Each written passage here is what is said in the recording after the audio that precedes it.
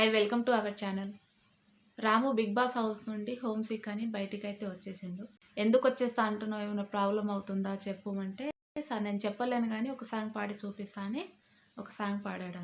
ఆ సాంగ్ పాడుతుంటే నేను కూడా ఏడ్చేసాను. అసలు అయితే బయటికి రావడమే మంచిగా అనిపించింది నాకు. సార్ లాస్ట్ వరకు ఆలోచించు రాము, నీ ఇష్టమని అన్నాడు.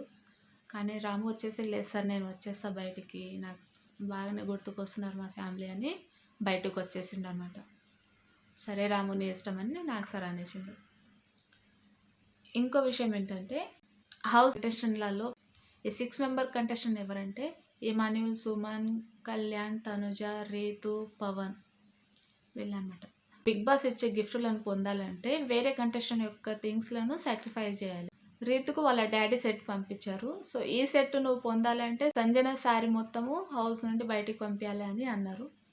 రీతు వచ్చేసి ఓకే సార్ నేను మా డాడీ సెట్టే తీసుకుంటా అని అనేసింది అనమాట.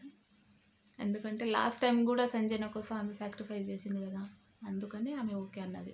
ఇమాన్యుల్కి తమ బెస్టీ నుంచి ఒక ఆడియో కాల్ వచ్చింది. ఈ ఆడియో కాల్ నువ్వు వినాలంటే గౌరవ్ దగ్గర ఉన్న బ్లెస్సింగ్ పవర్ పోతుందని అన్నాడు.